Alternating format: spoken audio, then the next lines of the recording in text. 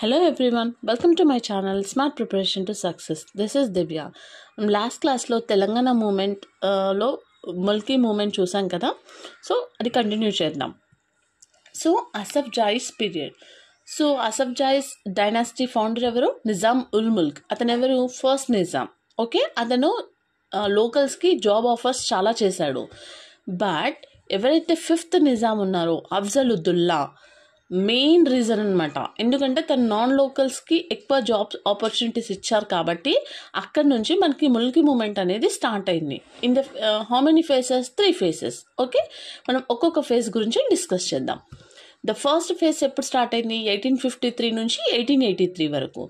So ఈ టైంలో ఎవరున్నారు మనకు? నిజాం అఫ్జలుద్దుల్లా. అతను ఎవరు? ఫిఫ్త్ నిజాం. ఓకే, సో ఇక్కడ ఏమైంది అంటే ఫిఫ్త్ నిజాం హైదరాబాద్కి ఒక దీవాన్ని అపాయింట్ చేశారు. ఆ పర్సన్ ఎవరు? Salar Jung I. So in 1853 Salar Jung I was appointed as diwan of Hyderabad. మీకు ఆల్రెడీ చెప్పారు, దీవాన్ అంటే ఎవరు? Prime minister. Okay, Salar Jung I was appointed as diwan of Hyderabad. So మరి తనకి సెక్రటరీస్గా ఎవరిని అపాయింట్ చేశారు? సయ్యద్ అహ్మద్ ఖాన్ అండ్ అమీనుద్దీన్ ఖాన్. చాలా ఇంపార్టెంట్. సయ్యద్ అహ్మద్ ఖాన్ అండ్ అమీనుద్దీన్ ఖాన్. ఇతను ఎవరికి సెక్రటరీ? సాలార్జంగ్ Iకి. ఓకే, సో ఇప్పుడు వీళ్ళిద్దరు ఎవరు? నాన్ లోకల్స్ అనమాట. ఈ ఇద్దరు పర్సన్స్ కూడా నాన్ లోకల్స్కే ఎక్కువ జాబ్స్ ఇవ్వడం స్టార్ట్ చేశారు. ఓకే, సో అప్పుడు ఇవ్వడం స్టార్ట్ చేస్తే ఏమవుతుంది? ముల్కీ మూమెంట్ అనేది ఇంకా ఎక్స్టెండ్ అవుతుంది, తగ్గడం లేదు, ఇంకా ఎక్స్టెండ్ అవుతుంది. సో ఇతను ఏం చేసిండంటే ఎవరైతే ఇంగ్లీష్ సాలార్జంగ్ I ఏం చేసిండంటే ఎవరైతే ఇంగ్లీష్ కొంచెం పర్ఫెక్ట్గా వచ్చో వాళ్ళని మద్రాస్ నుంచి తీసుకొచ్చి హైదరాబాద్లో వాళ్ళకి మంచి మంచి పోస్టులు ఇచ్చి అపాయింట్ చేసిండనమాట. సో అయితే ఇంకొకటి ఏంటి అంటే సిపాయి రెవాల్ట్ ఎప్పుడు జరిగింది? 1857లో. ఎక్కడ జరిగింది అది? నార్త్ ఇండియాలో అనమాట. సో అక్కడ మొఘల్ ఎంపైర్ కొలాప్స్ అయింది. ఎప్పుడు? సిపాయి రెవాల్ట్ జరిగినప్పుడు. కొలాప్స్ అయినప్పుడు వాళ్ళ జాబ్స్ అన్నీ వెళ్ళిపోయినాయి అనమాట. సో పోయినప్పుడు వాళ్ళంతా ఎక్కడికి షిఫ్ట్ అయ్యారు? మన డెక్కన్ రీజన్కి, అంటే సౌతర్న్ పార్ట్కి వచ్చేసారు. వచ్చి ఇక్కడ సెటిల్డ్ అయిపోయారు అనమాట. సో ఇక్కడ సెటిల్డ్ అయిపోయి అంటే వాళ్ళని అప్పుడు ఏమంటారు? నాన్ లోకల్స్ అంటారు కదా. సో వాళ్ళంతా ఇక్కడ సెటిల్డ్ అయిపోయి మంచి మంచి పోస్ట్లో వాళ్ళకి జాబ్స్ వచ్చినాయి అనమాట. సో వాళ్ళకి సాలార్జంగ్ Iకి ఇష్టం లేదు. బట్ ఏం ఆలోచించిండు అంటే ఎవరైతే కొంచెం మంచి ఎడ్యుకేటెడ్ పీపుల్ ఉన్నారో వీళ్ళందరూ వచ్చి లోకల్ పీపుల్కి ట్రైన్ చేస్తే వాళ్ళకి బెటర్ జాబ్స్ వస్తాయి అనుకొని అలీగర్ యూనివర్సిటీలో చదివిన కొంతమందిని మంచి మంచి డీసెంట్ పొజిషన్స్లో పోస్టులు ఇచ్చారనమాట అతనికి. అతను ఎక్స్పెక్ట్ చేసింది వేరు. ఏం ఎక్స్పెక్ట్ చేసిండు అంటే ఆల్రెడీ ట్రైన్డ్ అయి ఉన్నారు కాబట్టి వాళ్ళు ఇక్కడికి వచ్చి లోకల్ పీపుల్కి ట్రైనింగ్ ఇస్తాడు అనుకున్నారు. బట్ ఇక్కడ రివర్స్లో అయింది. ఏమైందంటే వాళ్ళ పర్సన్స్ని తీసుకొచ్చి జాబ్స్ ఇక్కడ సెటిల్ చేయడం స్టార్ట్ చేశారు వీళ్ళు. అంటే అప్పుడు ముల్కీస్ అందరికీ జాబ్స్ లేకుండా అయిపోతున్నాయి. Okay, so it leads to the Mulki and non Mulki conflict ఎక్కువ స్టార్ట్ అయిపోయింది. సో సాలార్జంగ్ ఏం చేశాడంటే కొన్ని మెజర్స్ తీసుకున్నాడు అనమాట ఇది స్టాప్ చేయడానికి. ఇది ఇంకా ఎక్స్టెండ్ అయితే చాలా పెద్ద కాన్ఫ్లిక్ట్ అయిపోతుంది, మొత్తం నాన్ ముల్కీసే ఆక్యుపై చేసుకుంటారు జాబ్స్ అని, ముల్కీస్కి ఏం జాబ్స్ ఉండవు అని థింక్ చేసి కొన్ని మెజర్స్ తీసుకున్నాడు. అవి ఏంటి అంటే ఎవరైతే నాన్ లోకల్స్ ఎవరైతే ఉన్నారో వాళ్ళు నిజాంని కానీ దీవాన్ని కానీ నవాబ్స్ని వీళ్ళని కలవాలి అంటే స్పెషల్ పర్మిషన్స్ కావాలి అనమాట. Okay, first one special permissions. Next వాళ్ళకి నాన్ లోకల్స్కి ఎలాంటి టైటిల్స్ కూడా ఇవ్వకూడదు. ఓకేనా, వాళ్ళకి no army jobs. Okay, next వాళ్ళు ఉర్దూని ఏమంటారు అఫీషియల్ లాంగ్వేజ్గా చేయాలని అనుకున్నారు, రిజెక్ట్ చేశారనమాట. Okay, they cannot claim the same status as local people. Local పీపుల్కి ఉన్న స్టేటస్ని వాళ్ళకి సేమ్ ఉండదు.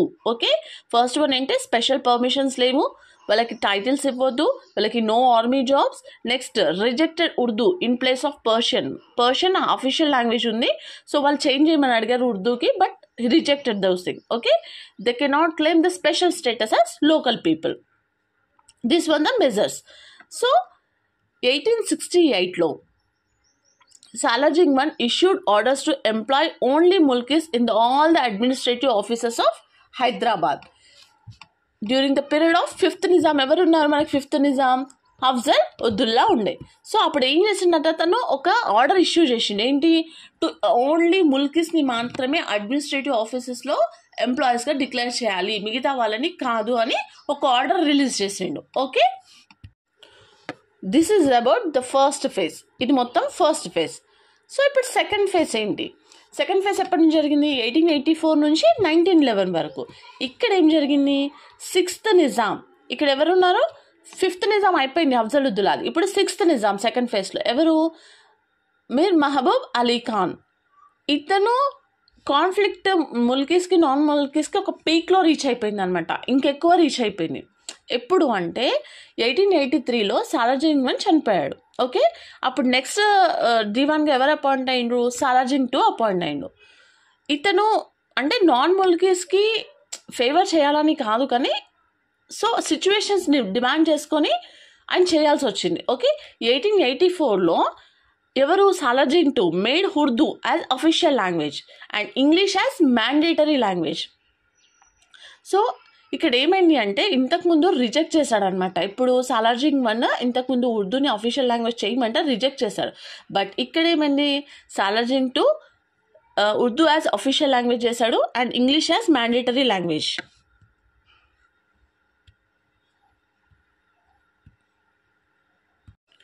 సో ఇక్కడ ఏమైందంటే ముల్కీస్ అందరూ కలిసి ఒక రిక్వెస్ట్ లెటర్ ఎవరికి ఇచ్చారు? 6th నిజాం మహబూబ్ అలీ ఖాన్కి ఏం చెప్పారంటే సాలార్జంగ్ II మొత్తము నాన్ ముల్కీస్ సైడే ఉన్నారు, సో మీరు అది చూసుకొని మేమంతా లాస్ అవుతున్నాము, మాకు ఏదైనా హెల్ప్ చేయండి అని ఒక లెటర్ రాశారనమాట. ఆ లెటర్ పేరే ఏంటి అంటే ముల్కీ పత్రం. ఓకే, గుర్తుపెట్టుకోవాలి. ఎవరైతే ముల్కీస్ ఎవరికి రాశారో మీర్ మహబూబ్ అలీ ఖాన్, అతను ఎవరు? 6th నిజాం. అతనికి ఈ దానికోసం లెటర్ రాశారనమాట. సాలార్జంగ్ II మొత్తము నాన్ ముల్కీస్ సైడే ఉన్నారు, మాకు అన్ఫేవర్ జరుగుతుందని. సో ఆ లెటర్నే ముల్కీ పత్రం. సో ఇమీడియట్గా మహబూబ్ అలీ ఖాన్ రెస్పాండ్ అయ్యిందనమాట. అండ్ ఒక సాలార్జంగ్ IIకి ఒక ఆర్డర్ ఇచ్చిండు. ఏంటి? To prepare a list of employees who were appointed. అంటే ఎవరెవరు అపాయింట్మెంట్స్ అయ్యాయో వాళ్ళ లిస్ట్ ఒకటి ఇవ్వమని చెప్పాడు. సో ఇట్ ఈస్ ఏంటంటే అది మనకి ఫస్ట్ లిస్ట్ అనమాట. 1886లో మనకి ఫస్ట్ ఎంప్లాయీస్ సివిల్ లిస్ట్ అనేది రెడీ అవ్వడం జరిగింది. సో ఇక్కడ ఏంటి గుర్తుపెట్టుకోవాలంటే ముల్కీ పత్రం. ఇమీడియట్గా మహబూబ్ అలీ ఖాన్ రియాక్ట్ అయిపోయి ఏం ఆర్డర్ ఇచ్చిందంటే నాకు ఇమీడియట్గా లిస్ట్ కావాలి, ఎంప్లాయీస్ లిస్ట్ అని. So employees civil list 1886. ఆ లిస్ట్లో ఏముంది అంటే ఎంప్లాయిడ్ ముల్కీస్ ఎవరు ఎంప్లాయిడ్ అసలు అంటే 246, 52%. ఎక్స్పెండిచర్ ఆన్ దర్ శాలరీస్ ఎంత? 42%. ఎంప్లాయిడ్ నాన్ ముల్కీస్ ఎవరు? 230, 48%. ఎక్స్పెండిచర్ ఆన్ దర్ శాలరీస్ ఎంత? 58%. ఓకే, ఇది ఎంప్లాయీస్ సివిల్ లిస్ట్. సో ఇక్కడ ఏమైందంటే నాన్ ముల్కీస్ మొత్తము 50% ఫిల్ అయిపోయారు అనమాట. సో వాళ్ళకి ముల్కీస్ కన్నా ఎక్కువ శాలరీస్ ప్రొవైడ్ చేస్తున్నారు. So expenditure on the salaries ఎంత? 58%. అంటే వాళ్ళకి వెళ్ళిపోతుంది అవుట్ ఆఫ్ 100లో. సో ఇక్కడ ఏంటంటే ఈ మూమెంట్ని కంట్రోల్ చేయడానికి ఒక గెజెట్ రిలీజ్ చేశాడనమాట మహబూబ్ అలీ ఖాన్. ఓకే, దాని పేరే ఏంటంటే 1888 గెజెట్. దాన్ని జరీడా అంటారు, జరీదా. ఓకే, ఇదేంటి? ఇక్కడ ఫస్ట్ టైం అతను ఒక గెజెట్లో ముల్కీ వర్డ్ అనేది యూజ్ చేశాడు. Okay, first time the word Mulki was used in this gazette. అయితే ఈ గెజెట్ ప్రకారం ఏంటంటే ఎవరైతే అట్లీస్ట్ 12 years స్టేట్లో ఉన్నారో వాళ్ళనే ముల్కీస్ అంటారు. ఓకే, ఈ నిజాం స్టేట్ అంటే వాళ్ళ ఎలిజిబిలిటీ అనమాట, without interference of any foreigners, ఎవరు లేకుండా. అంటే ఆల్ ద పోస్ట్ కూడా మొత్తం లోకల్స్కే ఇవ్వాలి, ఫారినర్స్కి కానీ అవుట్ సైడ్ మెంబర్స్కి కానీ ఎవరికి కూడా ఇవ్వద్దు, only citizens of the country. So non Mulkis has to take special permissions from prime minister. అంటే దీవాన్ నుంచి స్పెషల్ పర్మిషన్స్ తీసుకోవాలి. నాన్ ముల్కీస్ ఎవరికైనా ఏదైనా జాబ్ కావాలన్నా, ఎవరైనా మీట్ అవ్వాలన్నా వాళ్ళు స్పెషల్ పర్మిషన్ అనేది తీసుకోవాలి. సో ఇక్కడ ఏమైందంటే hiring of non Mulkis not stopped. అట్లా గెజెట్ రిలీజ్ చేసినా కూడా సాలార్జంగ్ II ఏం చేశాడంటే స్టాప్ చేయలేదన్నమాట, కంటిన్యూ చేశాడు. తన పద్ధతి తను కంటిన్యూ చేసుకుంటూనే పోయాడు, స్టాప్ చేయలేడు ఇంకా. సో ఇక్కడ ఏమైంది?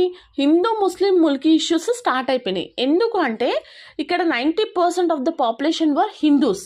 Okay, 10% of the populations were non Mulki Muslims. So but ఇక్కడ ఏమైందంటే హిందూ ముస్లిం కాన్ఫ్లిక్ట్ అనేది స్టార్ట్ అయింది. ఇక్కడ నాన్ ముల్కీస్లో కూడా ముస్లిమ్స్కి ఎక్కువ వచ్చినాయి, ఇక్కడ హిందూస్కి లాస్ అవుతున్నాం అనేది వీళ్ళిద్దరి మధ్యన కాన్ఫ్లిక్ట్ స్టార్ట్ అయిపోయింది. ఓకే, నెక్స్ట్ వచ్చేసి ఏంటంటే ఎంప్లాయీస్ సివిల్ లిస్ట్ 1894. ఇంతకుముందు ఎంప్లాయీస్ సివిల్ లిస్ట్ 1886లో వచ్చింది, మళ్ళీ సేమ్ ఎంప్లాయీస్ సివిల్ లిస్ట్ 1894లో వచ్చింది. ఇక్కడ Salar Jung two continue to benefit non ముల్కీస్కి బెనిఫిట్గానే చేస్తున్నాడు కానీ ముల్కీస్కి ఏం బెనిఫిట్ చెయ్యలేదు. సో 1887లో Salar Jung two resigned as a Diwan. అతనికి ఉన్న ప్రెషర్స్ తట్టుకోలేక అతను రిజైన్ చేశాడు అనమాట. సో ఇక్కడప్పుడు అతను రిజైన్ చేసినప్పుడు మొత్తం ఎంతమంది ఎంప్లాయీస్ ఉన్నారో చూద్దాం. ఇన్ హైదరాబాద్ స్టేట్ వాస్ మొత్తం 680 ఉండే. దాంట్లో ముల్కీ ఎంప్లాయీస్ వర్ 233, నాన్ ముల్కీ ఎంప్లాయీస్ వర్ 444. మనకి ఇక్కడ తెలిసిపోతుంది ఎవరు ఎక్కువ ఎంప్లాయీస్ ఉన్నారో. ముల్కీ వాళ్ళు చాలా తక్కువ ఉన్నారు, నాన్ ముల్కీస్ వారు 447 ఉన్నారు అవుట్ ఆఫ్ 680. ఓకే, సో ఈ టైంలో ఏం జరిగింది అని అంటే ఎవరైతే అతను సాలార్జంగ్ టు రిజైన్ చేశాడు దీవాన్గా, నెక్స్ట్ దీవాన్గా అపాయింట్ అయింది ఒక హిందూ ముల్కీ అనమాట. In 1901 Maharaja Krishna Prasad was appointed as Dewan. Okay, కానీ ఇతనికి క్యాసన్ వాల్కర్ అనే అతన్ని ఫైనాన్స్ మినిస్టర్గా అపాయింట్ చేశారు. Okay, finance minister who was a finance minister to Kishan Prasad, Casson Walker. ఇతను మొత్తం నాన్ ముల్కీకి ఫేవర్ చేయడమే అతను అనమాట వర్క్. ఓకే, ఇతను వచ్చినప్పుడు ఏమైంది అంటే ఇక్కడ మహారాజా కృష్ణ ప్రసాద్ ఏమో ముల్కీస్కి హెల్ప్ చేయాలనుకుంటాడు, బట్ ఇక్కడ క్యాసన్ Walker as a finance minister అతనికి మొత్తం నాన్ ముల్కీస్ని అపాయింట్ చేసుకోవాలని అతనికి ఉంటుంది. సో ఇతను ఏం చేశాడు, ఉర్దూ అంటే ఇప్పుడు మనకేం తెలుసు, ఉర్దూని అఫీషియల్ లాంగ్వేజ్గా చేశారు, English as a mandatory language, ఇక్కడ పర్షియన్ ఏం లేదు కదా. సో ఉర్దూని 2 పార్ట్స్గా డివైడ్ చేస్తాడు అనమాట, northern Urdu and southern Urdu. Northern ఉర్దూని ఎవరు చేసుకుంటారు, civilized non Mulkis. Okay, northern Urdu అంటే మనకు నార్త్ సైడ్ నుంచి వాళ్ళంతా మొత్తం ఎక్కడ సైడ్ వచ్చారు, సౌతర్న్ సైడ్ వచ్చారు. సౌతర్న్ సైడ్ వచ్చి ఉన్నా కూడా వాళ్ళకి ఇక్కడ లాంగ్వేజ్ పైన పట్టు రాదు కదా. సో నార్థన్ ఉర్దూ అనమాట, వాళ్ళు ఇక్కడికి వచ్చి దాన్ని డివైడ్ చేసుకున్నారు. సో సౌతర్న్ ఉర్దూ ఎవరు చూస్ చేస్తాడు, అన్సివిలైజ్డ్ ముల్కీస్, అంటే మన ముల్కీస్ని అన్సివిలైజ్డ్ అంటారు అనమాట. Okay, civilized non Mulkis. So ఇక్కడ ఏమైందంటే 1910లో the government releases a notification for the protection of Mulkis protection కోసం 1910లో గవర్నమెంట్ ఒక నోటిఫికేషన్ రిలీజ్ చేసింది. అదేంటి అంటే non Mulki jobs was temporary, వాళ్ళవి పర్మనెంట్ కావు, టెంపరరీ జాబ్స్. ఓకే, ఎవరు అపాయింట్ అవ్వాలన్నా ఇప్పటి నుంచి దే షుడ్ నాట్ అపాయింటెడ్ డైరెక్ట్లీగా అపాయింట్ అవ్వద్దు, రిటర్న్ టెస్ట్ అనేది ఉండాలి కంపల్సరీ. అంటే ఇప్పుడు మనం ప్రతి ఎగ్జామ్కి ప్రిలిమ్స్ మెయిన్స్ అన్ని రాస్తున్నాం కదా, అలాంటి రిటర్న్ టెస్ట్ ఉండాలి. నెక్స్ట్ నాన్ లోకల్స్ ఎవరు కూడా అపాయింటెడ్ చేయొద్దు, cannot be appointed. Okay, Kishan Prasad who was the godfather of Mulki movement. Okay, this is the question, who was the godfather of Mulki movement అంటే Kishan Prasad. Okay, ఇక్కడ మ్యాగజైన్స్ ఉన్నాయి. Hyderabad recorder, ఇతను ఎవరికి అంటే మ్యాగజైన్ దేనికి రిలేటెడ్, ముల్కీ రైట్స్ కోసం. ఓకే, ఇలీబాక్ష్ ఇది నాన్ ముల్కీస్కి, ద మొహమ్మదీన్ నాన్ ముల్కీస్కి. మన ముల్కీ రైట్స్ని అక్వైర్ చేసుకోవడానికి జస్ట్ హైదరాబాద్ రికార్డర్ అనే ఒక మ్యాగజైన్ మాత్రమే, నాన్ ముల్కీస్కి ఇల్బక్ష్ and the Mohammedan. Okay, next 1912లో Mir Osman Ali Khan removed Casson Walker as a finance minister. ఎందుకంటే ఇతన్ని మొత్తం నాన్ ముల్కీస్ని అపాయింట్ చేస్తున్నప్పుడు ముల్కీస్ మొత్తం లాస్ అవుతున్నారు. అప్పుడు నిజానికి మనం దీవాన్ వెళ్ళి కంప్లైంట్ చేస్తాడు కదా కంపల్సరీ, చేసినప్పుడు అతన్ని రిమూవ్ చేశారనమాట ఫైనాన్స్ మినిస్టర్గా. Okay, this is about the phase 2. దీంట్లో 1885 అంటే మనకు మధ్యలో జరిగేటప్పుడు 1885లో రాయ్ బాల్ముకుంద్ అంటే ఇతను మద్రాస్ యూనివర్సిటీ నుంచి BA ఫినిష్ చేసుకున్నాడు అనమాట. ఇతను ఎవరు అంటే first Hindu Mulki graduate in Hyderabad. Question వచ్చే ఛాన్సెస్ చాలా ఉన్నాయి. ఏంటి అంటే who was the first Hindu Mulki graduate in Hyderabad అని అంటే రాయ్ బాల్ముకుంద్. ఎప్పుడు అతను 1885లో. సో 1908లో Rai Balmukund appointed as Hyderabad high court chief justice. Okay, but ఎప్పుడు ఎస్టాబ్లిష్ అయింది హైదరాబాద్ హైకోర్ట్? 1890లో హైదరాబాద్ హైకోర్ట్ ఎస్టాబ్లిష్ అయింది. మనకి 1908లో Rai Balmukund appointed as high court chief justice.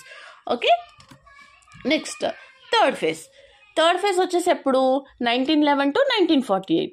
ఇక్కడ 1911లో ఏం జరిగింది, డెత్ ఆఫ్ మీర్ మెహబూబ్ అలీ ఖాన్. 1911లో మెహబూబ్ అలీ ఖాన్ చనిపోయాడు అనమాట. నెక్స్ట్ ఎవరు వచ్చారు, Osman Ali Khan become the ruler. Okay, 1918లో Usman Ali Khan established Usmania University. When was Usmania University established? In 1918. Who was established? Mir Usman Ali Khan. Okay. ఇక్కడ Urdu as medium of instruction, ఎందుకంటే మనకు Urdu official లాంగ్వేజ్లో చేశారు కాబట్టి ఇక్కడ మీడియం ఆఫ్ ఇన్స్ట్రక్షన్ కూడా ఉర్దూనే ఉండాలి. సో కాకపోతే ఇక్కడ Lucknowi Urdu was used in text బుక్స్లో లక్నవీ ఉర్దూని యూజ్ చేశారు. డెక్కనీ ఉర్దూ ఎవరు యూజ్ చేస్తారు? ముల్కీ పీపుల్కి వచ్చు డెక్కనీ ఉర్దూ. లక్నవీ ఉర్దూ ఎవరు యూజ్ చేస్తారు? నాన్ ముల్కీ పీపుల్కి. సో వాళ్ళకి ఫేవర్గా ఉండడానికే బుక్స్ అన్నింటినీ కూడా లక్నవీ ఉర్దూలోనే ప్రింట్ చేయించారు. Okay. So Osmania university fail to make government offices. వాళ్ళ ఎడ్యుకేషన్ ఇచ్చింది Osmania university, but they did not provide only the government ఆఫీసర్స్ని లాగా ట్రైన్ చేయలేదన్నమాట. సో ఎట్ ద టైమ్ ఆ టైంలో Nizam college with English medium become successful in producing government officers.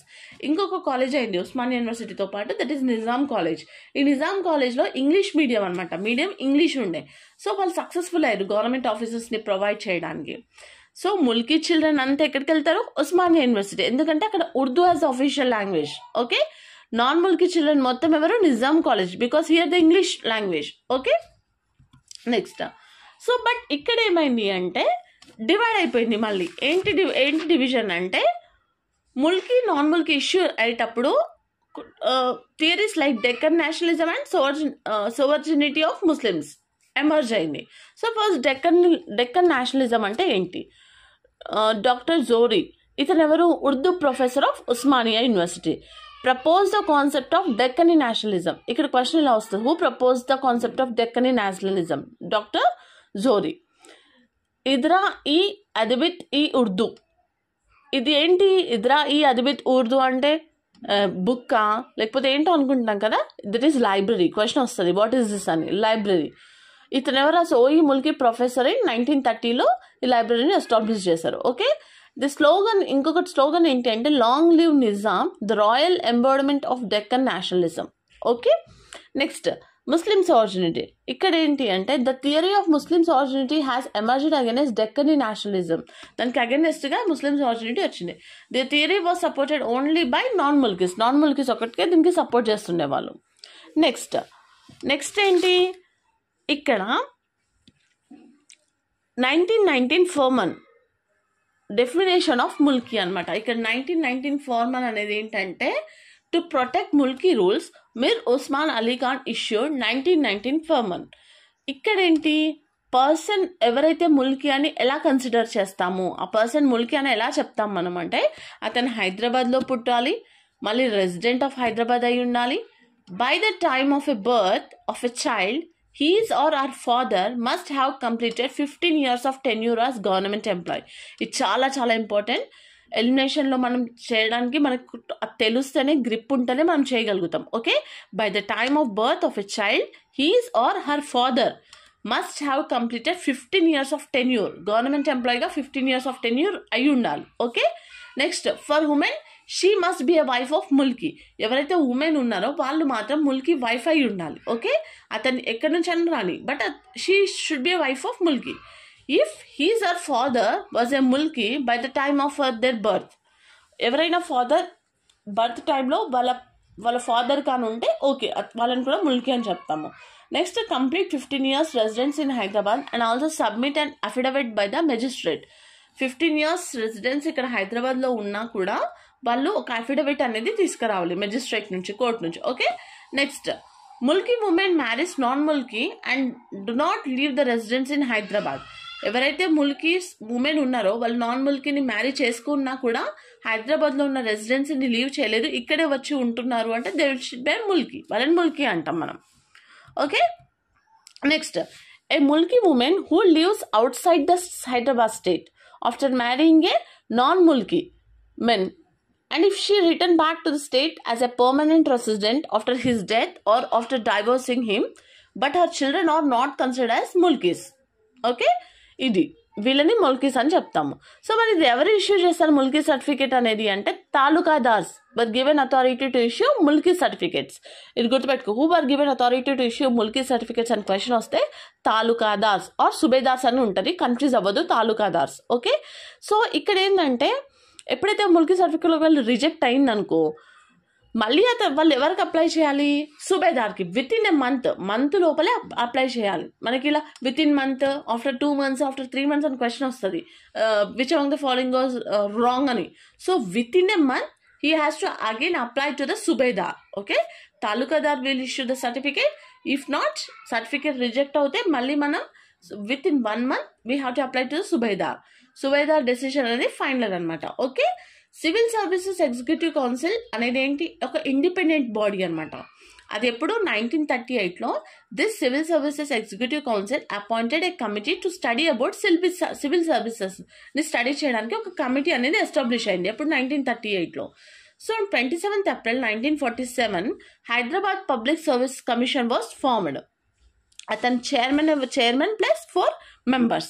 Okay, next ఇక్కడ కొన్ని మనకేంటి అంటే కొన్ని ఆర్గనైజేషన్స్ ఉన్నాయి. 1920లో Osmania graduates association okay was established. అక్కడే మళ్ళీ exhibition society, that is Nampally exhibition society కదా, అది కూడా ఎస్టాబ్లిష్ అయింది 1920లోనే. 1921 Hyderabad state reforms. 1926 Hyderabad students who was studying in London, ఎవరైతే హైదరాబాద్ స్టూడెంట్స్ లండన్లో స్టడీ చేస్తున్నారో వాళ్ళందరూ కలిపి ఒక యూనియన్ లాగా ఫామ్ అయింది, that is society of union and progress. 1930లో Hyderabad association was started under barrister Kishan in Prasad in 1930. Okay, this is about organisations.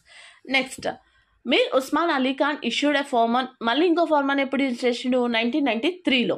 Okay, ఇదేంటి అంటే priority given to educated and efficient Mulkis in employment రిక్రూట్మెంట్లో ప్రియారిటీ ఎవరికి ఇస్తున్నారు? Efficient and educated మెంబర్స్కి. ఇప్పుడు చూడండి, మనం గ్రూప్ 1, 2, 3, 4 అని ఇన్ని రాస్తున్నాం కదా, ఇష్టం వచ్చిన వాళ్ళకి జాబ్స్ ఇస్తే అందరు లాస్ అవుతారు. సో ఏంటంటే ఎవరైతే ఎడ్యుకేటెడ్ ఉన్నారో, కష్టపడుతున్నారో, త్రూ ఎగ్జామ్, త్రూ రిక్రూట్మెంట్ వాళ్ళకి జాబ్స్ వస్తున్నాయి. సో ఇక్కడ normal case appointed only temporary only, అంటే లైక్ గెస్ట్ లాగానో మనం ఇలా అంటాం కదా. సో టెంపరీ పోస్టులను మాత్రమే వాళ్ళని తీసుకుంటున్నారు. గవర్నమెంట్ రెగ్యులర్ పోస్టులకు మాత్రం త్రూ ఎగ్జామ్, రిటర్న్ టెస్ట్ మాత్రమే క్వాలిఫై చేసుకుంటున్నారు. ఓకే, ఇక్కడ Hyderabad kotwal Raja Venkataramareddy supported Mulki activities in all ఆస్పెక్ట్స్లో అతను సపోర్ట్ చేశాడనమాట. సో ఇక్కడ ఒక పబ్లిక్ మీటింగ్ అనేది జరిగింది. Mulki activist conducted a public meeting. దీంట్లో ఎవరు పర్సన్స్ అంటే Kumari Padmaja Naidu, Burgula Ramakrishna Rao, M Narasinga Rao, Mir Akbar Ali Khan, doctor Latif Syed, Raja Dondiraj, Nawab Shamsheer Jung. Okay, ఈ నేమ్స్ అనేవి చాలా ఇంపార్టెంట్. మనకు కొన్ని నేమ్స్ ఇచ్చి which among the following are the Mulki activities conducted a public meeting, find out which among the following are wrong or right. Okay, ఇవి అడుగుతారు. Okay, this is about the 3 phases. Okay, I hope మీకు ఈ video help అవుతుందని అనుకుంటున్నాను. For further more videos please like, share and subscribe my channel. Thank you.